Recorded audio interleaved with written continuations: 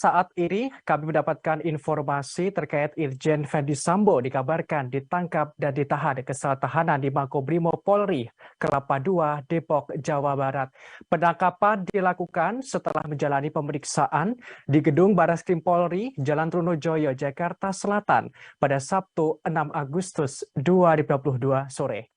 Saat ini kami sedang mengabarkan terkait hasil dari pemantauan kami, di mana tadinya sejumlah anggota BRIMOB berseragam lengkap secara mendatangi Barreskrim Polri pada Sabtu 6 Agustus 2022.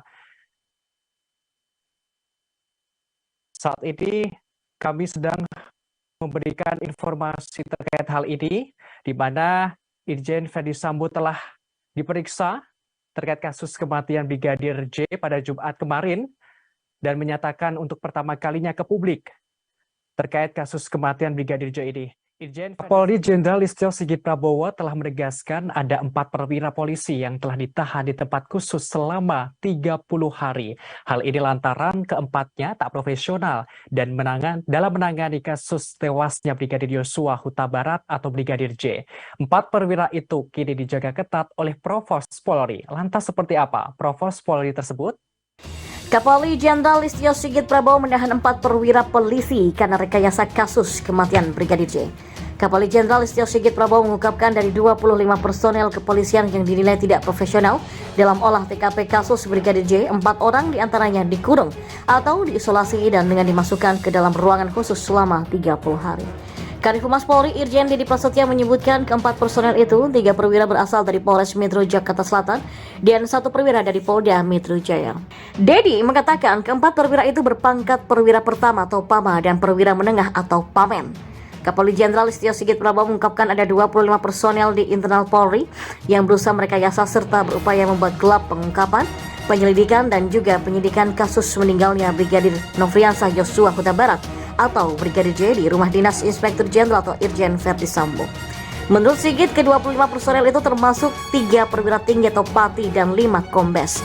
Semuanya, kata Sigit, telah diperiksa oleh Inspektorat Khusus atau IRSUS dan diduga terlibat dalam upaya menghambat proses penegakan hukum kasus Brigadir J. Di mana 25 personel ini kita periksa terkait dengan ketidakprofesionalan dalam penanganan TKP dan juga beberapa hal yang kita anggap bahwa itu membuat proses olah TKP dan juga hambatan-hambatan dalam hal penanganan TKP dan penyidikan yang tentunya kita ingin semuanya bisa berjalan dengan baik, kata Sigit dalam konferensi persnya di Mabes Polri pada Kamis 4 Agustus 2022. Ia menegaskan komitmennya untuk transparan dalam penanganan kasus pembunuhan Brigadir. Ke-25 personel itu disebut Sigit akan langsung dimutasi. Sigit juga membuka kemungkinan mengusut pidana bagi ke-25 personel itu. Sikap tidak profesional ke-25 personel tersebut, kata Sigit, diduga melakukan semacam sabotase, pembersihan TKP, penghilangan dan juga menyembunyikan alat dan barang bukti atas peristiwa yang terjadi di rumah Irjen Sambo.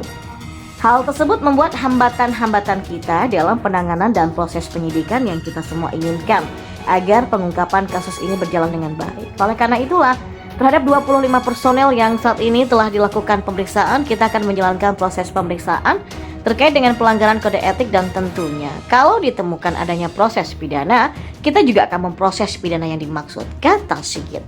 Sigit mencontohkan beberapa tindakan tidak profesional yang dilakukan oleh 25 personel tersebut seperti pengambilan CCTV di TKP tanpa prosedur, menyembunyikan dan menghilangkan atau merusak barang bukti. Sebelumnya, Barada Richard Eliezer atau Baradae resmi ditetapkan sebagai tersangka oleh Barreskrim Polri dalam kasus dugaan pembunuhan Brigadir J atau Yosua yang terjadi di rumah dinas Irjen Verdi Sambo pada 8 Juli 2022 lalu.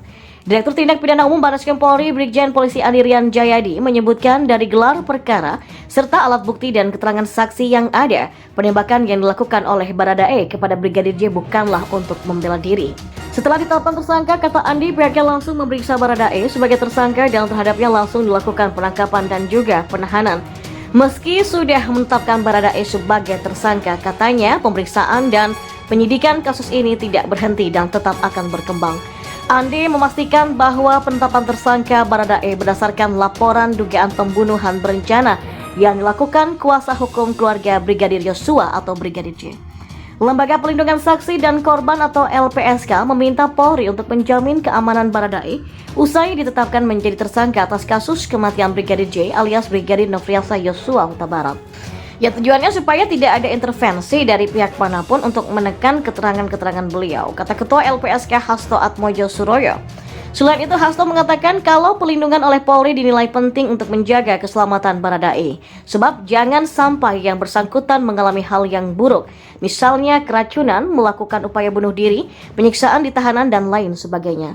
LPSK menilai perlindungan terhadap Baradae penting lantaran hal tersebut akan berkaitan langsung dengan proses pengumpulan keterangan hingga proses peradilan bagi yang bersangkutan. Sebagai tambahan informasi, LPSK menjamin akan memberikan perlindungan kepada Baradae meskipun yang bersangkutan hingga kini masih berstatus sebagai pemohon di lembaga tersebut.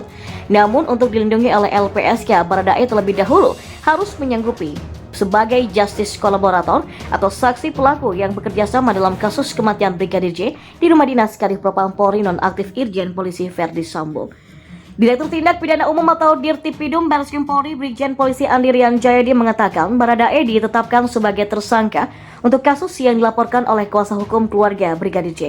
Dari hasil pemeriksaan 42 saksi, saksi ahli, uji balistik, forensik, dan kedokteran forensik, termasuk penyitaan barang bukti sudah cukup untuk menetapkan Baradae sebagai tersangka pada pasal 338 tentang pembunuhan dan turut serta. Lalu pertanyaannya, siapa otak pembunuhan Brigadir J atau Brigadir Nofriansah Yosua Huta Barat hingga kini masih menjadi teka-teki. Kemungkinan adanya otak pembunuhan Brigadir J ini mencuat setelah penyidik Barreskrim Polri menetapkan Baradae